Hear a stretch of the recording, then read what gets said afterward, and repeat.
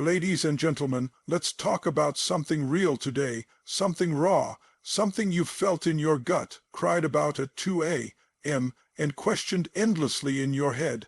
Why does the one who walked away, the one who pulled back, the one who couldn't handle your love, the one who ran come back? Why do avoidants, those who couldn't commit, who ghosted your soul, return?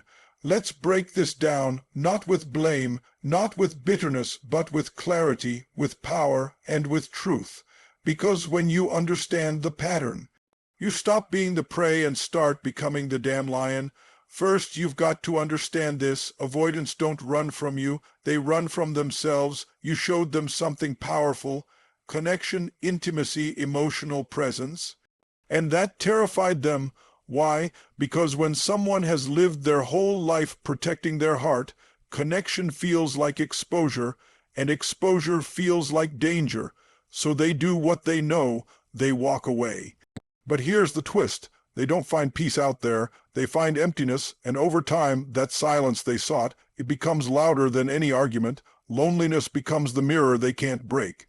And eventually, they remember your warmth in their coldest nights, and they come back. But here's what you need to hear. Them coming back isn't your validation. It's not proof you were worthy all along.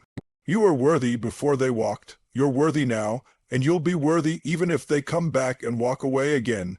Your job is not to become palatable to someone who fears love. It's to become unshakable in your value.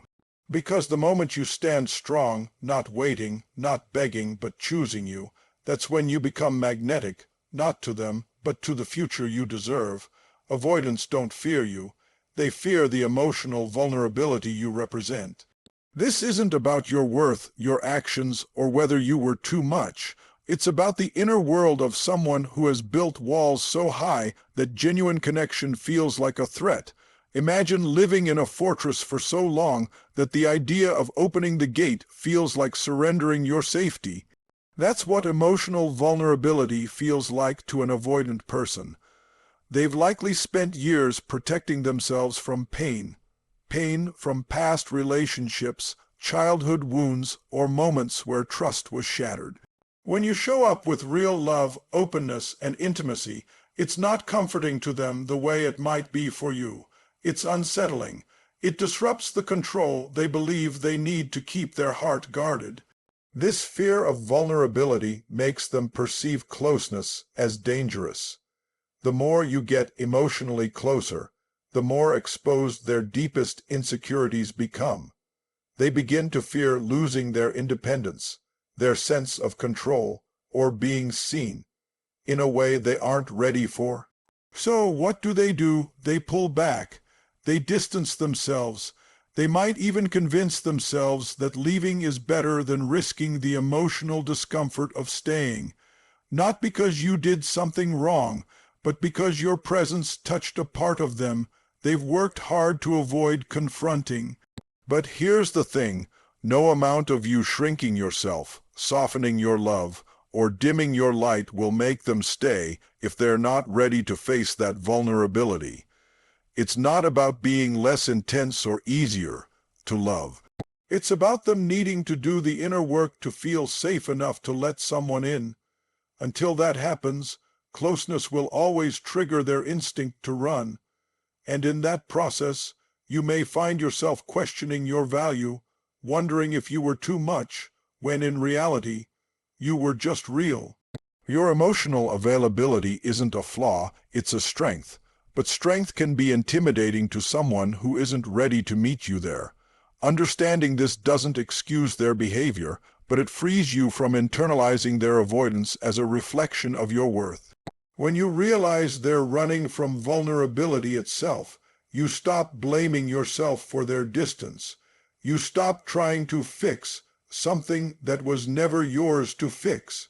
And instead, you start protecting your own heart, recognizing that real connection requires two people willing to meet each other in that vulnerable space, not one person constantly knocking on a closed door.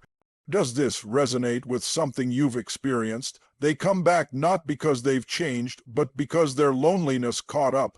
That's a hard truth to face, especially when your heart is still attached to the idea of who they could have been if they'd only stayed. When someone with an avoidant attachment style walks away, they often feel relief in the beginning. The pressure of emotional intimacy is lifted. There's space, there's silence, and to them, that space initially feels like control. It feels safe. It reinforces their belief that distance protects them, but what they fail to recognize in that moment is the cost of that distance. Emotional detachment may feel like freedom at first, but over time it turns into isolation. And no matter how strong, stoic, or independent someone appears on the surface, we're wired for connection. That silence they once craved starts to echo. That alone time they insisted they needed begins to reveal not peace, but emptiness. They start missing the things they thought they didn't want. Your consistency, your care, your emotional presence. And what once felt overwhelming now feels like a loss. This is when the return happens. They start checking in, they reach out. Maybe it's a casual text. Maybe it's a sudden flood of memories. They remind you of the good times. They test the waters, and for a moment you might believe it's because they've had a change of heart, because they've realized your value. But more often than not, what they're really responding to isn't clarity, it's discomfort. It's not transformation that brings them back, it's loneliness. It's the internal realization that they haven't replaced what they ran from. That the void they tried to fill with distraction, isolation, or superficial connections still remains. They aren't coming back because they've done the work.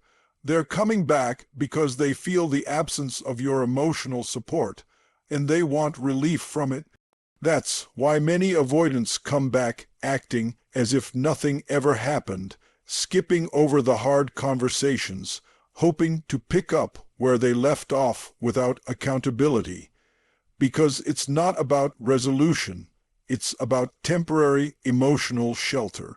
Understanding this can protect you from re-entering the same cycle, because without change, without real introspection and effort from their side, that loneliness will be soothed for a moment, but the pattern will return. And this time, it's not your responsibility to break it. It's your responsibility to recognize it. The power lies not in their return, but in your response. That's the turning point.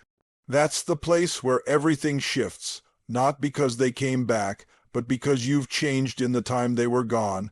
When someone who walked away decides to return, they often expect to find you where they left you, waiting, hoping, still emotionally available. But what they don't realize is that their absence created space. Space for you to reflect, to heal, to grow stronger. And it's in that space that you gained something more powerful than their approval. You gained clarity. Your response in that moment is where your real strength lies.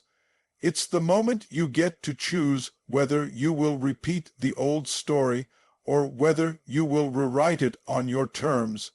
Because when you act from pain, you let the past dictate your future. But when you act from power, you shift the entire dynamic. And that's when you start leading your life, not reacting to it. An avoidant returning often isn't accompanied by deep change. It's often driven by discomfort, nostalgia, or the temporary need for connection. So if you respond with open arms and no boundaries, you risk falling back into a cycle that once made you question your self-worth. But if you've done your inner work, if you've faced the pain, learned the pattern, and rebuilt your foundation, then you don't meet their return with desperation. You meet it with discernment. Your response becomes a reflection of your growth, not cold, not guarded, but clear. You can hear their words, feel their presence, and still ask, have you truly changed, or are you just uncomfortable being alone? Are you ready for depth, or just hoping I'll ease your emptiness? And more importantly, am I still available to what I once tolerated? This is not about revenge. It's not about proving a point. It's about stepping into your power by no longer abandoning yourself for the sake of being chosen. You get to respond as someone who no longer seeks closure from others, but who creates completion through self-respect. That's the moment the game changes, not when they come back, but when you realize you don't need them to. When your peace is no longer dependent on their presence or absence, you've already won. The return isn't the story, your response is.